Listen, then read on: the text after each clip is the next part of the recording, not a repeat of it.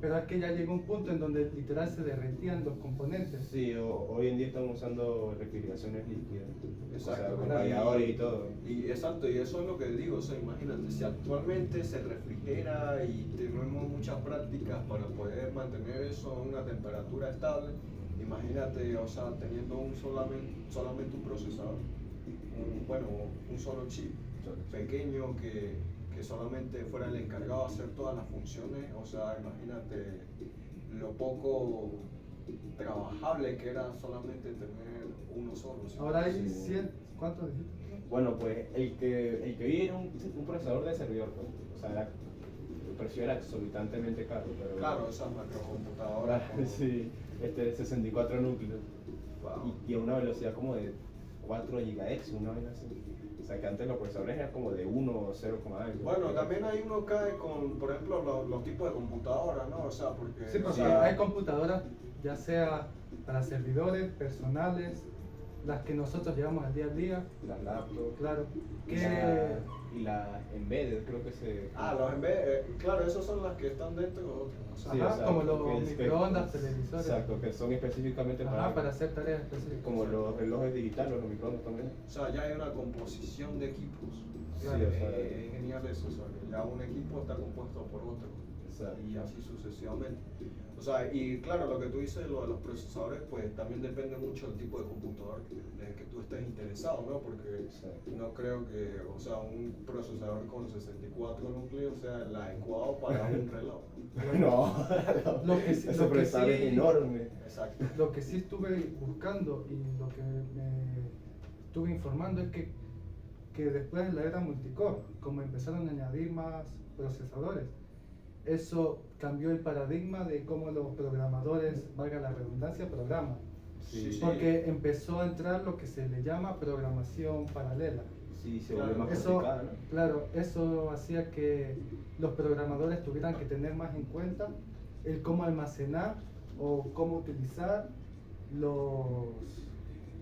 ¿cómo se le dice? Los recursos. Sí, o sea, para que no trabaje nada más con un núcleo y Ajá. se limite, sino que pueda trabajar con dos y pueda Exacto. hacer más cosas al mismo tiempo. Claro, supongo que al principio con los lenguajes que se utilizaban eso era como un hito decir eso, Sí. porque era como complicarlo más, ¿sí me entiendes? Sí, O sea, porque se empezó trabajando, programando con ceros y unos, ¿no? Al principio. Bueno, es eso- que esa es la base. Bueno, sí, esa es la base. Sí, porque ahorita lo que se está haciendo es que se pasa del lenguaje de alto nivel a código binario. Sí, como que hay varias etapas en la traducción, Claro. ¿no? Al sí, principio- y exacto, o sea, de hecho los lenguajes más bajo nivel, porque por ejemplo actualmente tenemos lenguajes muy alto nivel y ellos sirven como traductor a, por ejemplo, a ensamblador. Y ensamblador pues traduce al lenguaje máquina. Pero hay algunos lenguajes de bajo nivel que todavía traducen directamente al lenguaje máquina. Exacto. Sí. El lenguaje ensamblador era el que usaba como instrucciones que se parecían como al inglés, pero que el trasfondo lo pasaban a 0 y 1, ¿no? Exacto, Sí.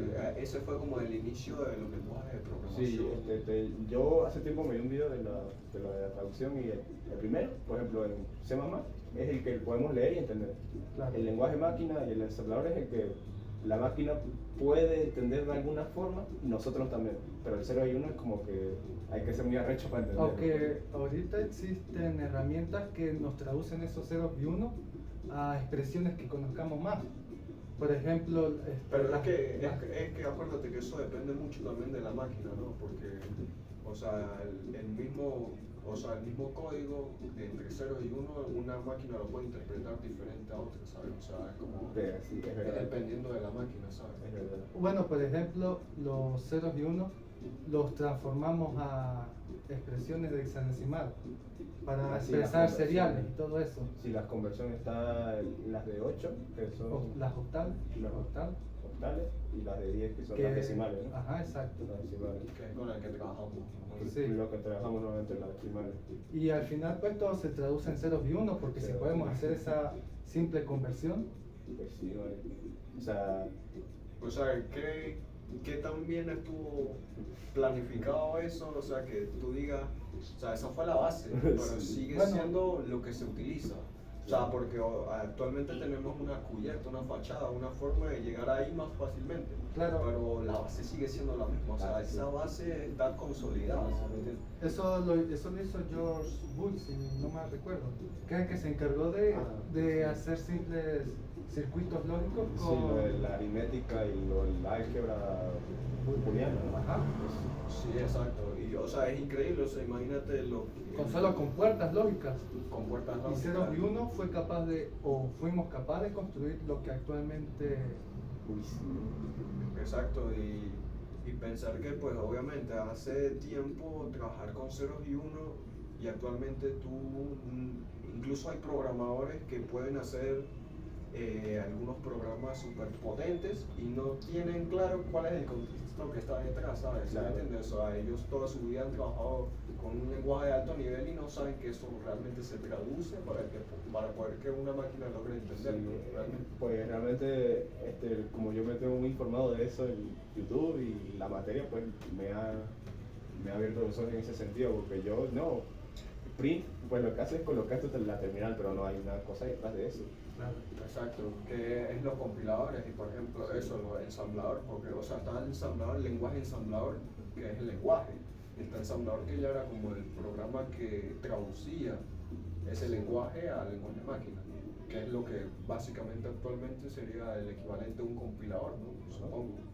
Sí, tendría que ser, pero sería uno muy básico comparado con lo que hay ahorita. Exacto.